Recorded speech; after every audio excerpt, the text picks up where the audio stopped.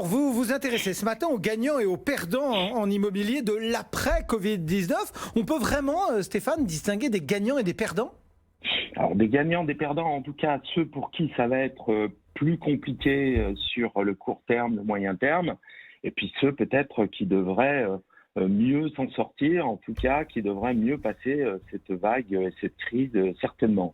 Du coup, quels sont les secteurs ou quels seront les secteurs qui auront été le plus touchés?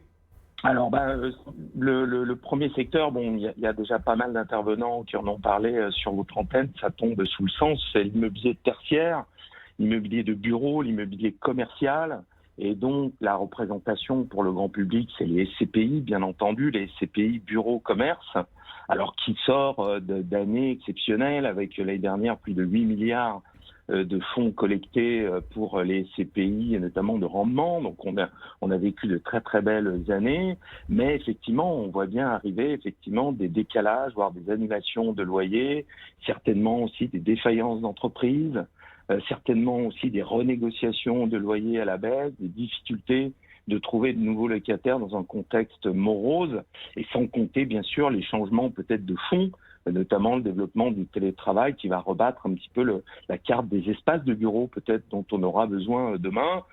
Bon, en tout cas, 3-4 ans compliqués à prévoir, mais heureusement, on a des CPI qui sont quand même importantes, qui ont de l'antériorité, qui ont des réserves, et de toute façon, même si les rendements baissent, ils resteront très au-dessus des produits d'épargne classiques type assurance vie. Donc en gros, si on passe de 5 à 4,2 ou même 4%, les SCPI resteront très au-dessus des moyennes de rendement des produits d'épargne aujourd'hui. Donc bon, ce ne sera pas dramatique, mais enfin, c'est clair qu'elles vont perdre un petit peu de leur superbe, notamment en termes de collecte, ça c'est à peu près sûr. Voilà donc pour les secteurs les plus touchés. Si on essaye de regarder ce qu'il y a en face, quels sont ceux qui auront été moins impactés ou qui peuvent s'en sortir le mieux? Alors, juste, Cédric, juste avant, Oui. un secteur aussi important, c'est et qui là pour le coup est touché de plein fouet, et vraiment en ce moment c'est très compliqué. Ce sont les secteurs de l'immobilier géré, et D'accord. notamment bien sûr toutes les résidences de services. Alors bon, par décence, je parlerai pas des résidences type EHPAD, etc. Vous comprendrez bien, mais notamment aujourd'hui les résidences de tourisme et d'affaires. Les résidences sont fermées, en l'occurrence, donc les sociétés de gestion ne versent plus de loyer aux propriétaires. Donc là, il y a des situations quand même qui sont compliquées, notamment pour les investisseurs qui ont souscrit des emprunts pour acheter ces appartements dans les résidences de tourisme, dans les résidences affaires. Et certaines sociétés de gestion n'ont même pas versé les loyers du premier trimestre, alors que le confinement a commencé mi-mars. Donc là, il y a effectivement de très fortes tensions. Et alors, cela repartira, notamment le tourisme reviendra, mais personne ne sait quand le tourisme reviendra à la normale. Et puis, de toute façon, effectivement, la notion de loyer garanti, quoi qu'il se passe, on a pris quand même un coup, Ouais. et l'aspect psychologique restera effectivement important pour les acheteurs, et cela laissera effectivement quelques traces, c'est à peu près sûr. Donc pour l'immobilier géré aussi, quelques années qui risquent effectivement d'être compliquées, au-delà du fait qu'aujourd'hui les propriétaires, notamment des résidences de tourisme, touchent zéro au loyer. Donc Bon, là, c'est quand même un petit peu compliqué. vous nous parlez, Stéphane, de deux typologies de secteurs. Bon, on est effectivement dans des grosses cases de ce monde immobilier, mais il y a aussi peut-être différentes typologies d'investisseurs ou d'acheteurs, en tout cas. Est-ce que là, il y a eu des remarques à faire aussi? Oui, alors c'est notamment là pour le coup effectivement un type de clients qui vont faire partie des premiers sacrifiés par cette crise. Ce sont les primo-accédants, les jeunes ménages qui seront les principales et les premières victimes aujourd'hui en immobilier. Michel Mouillard de l'Observatoire Crédit Logement CSA parle de 220 000 acquéreurs, dont plus des trois quarts qui feront défaut en 2020, plus des trois quarts qui étaient des primo-accédants, donc qui feront défaut en 2020, donc c'est considérable, tout simplement parce que jeunes ménages, primo-accédants, bien souvent, sont bien sûr des gens qui ont des situations professionnelles moins installées, qui seront plus touchés par le chômage, notamment par la notion de dernière arrivée, premier parti, et beaucoup renonceront effectivement à acheter leur résidence principale et resteront locataires, alors qu'ils étaient effectivement à l'achat il y a quelques semaines. Et c'est bien, effectivement, notamment parce qu'ils resteront locataires, que là, on va pour le coup parler de ceux pour qui ça sera moins compliqué, voire qui vont s'en sortir très correctement avec l'après-Covid. Et ceux qui vont effectivement s'en sortir très correctement, ce sont notamment les bailleurs en zone tendue, exactement pour les raisons notamment qu'on vient d'évoquer.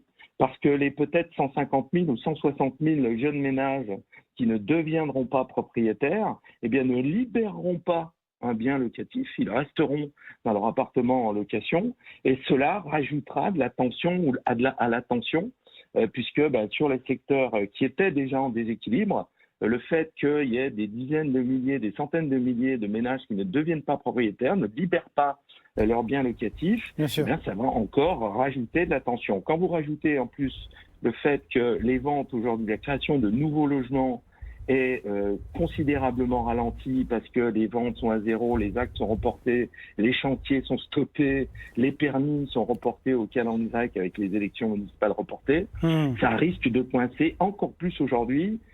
Donc, peut-être pour les bailleurs en zone tendue, l'opportunité d'augmenter légèrement, voire considérablement, les loyers par manque d'offres. Du côté de ceux qui s'en sortiront le mieux, alors, le deuxième type de bien aussi qui risque effectivement d'avoir les bénéfices indirects de l'après-Covid, c'est les maisons avec jardin. Le confinement a donné des envies de verdure, d'espace, de nature, de jardin.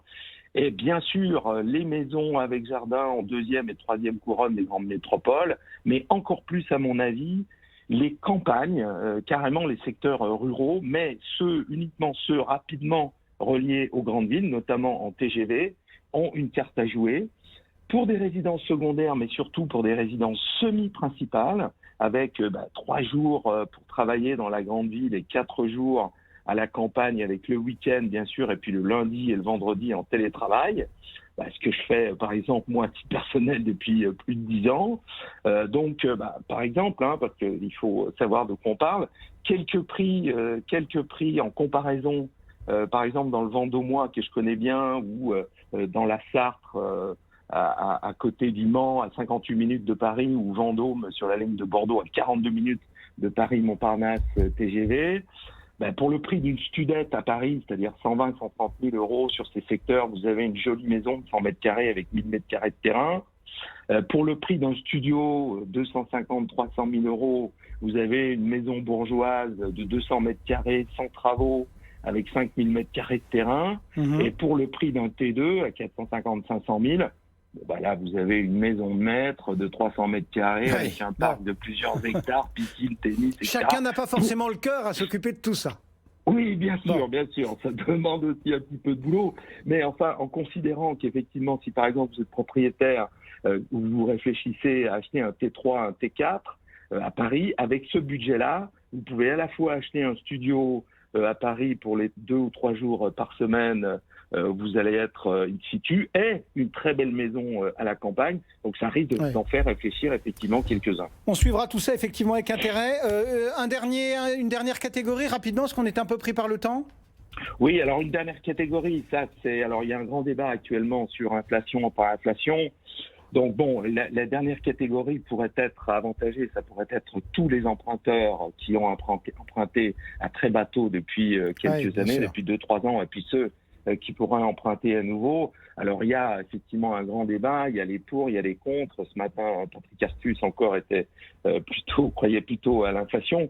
Alors les pour, les contre, effectivement, on verra. En tout cas, il y a 2 paramètres qui vont renforcer les thèses inflationnistes, c'est les relocalisations qui sont de plus en plus jugées nécessaires et qui feront bien sûr augmenter les prix, et puis l'augmentation des salaires, notamment des personnels qui étaient présents en première ligne, les infirmières, les caissières, les livreurs, les transporteurs, que là aussi les Français jugeront légitimes.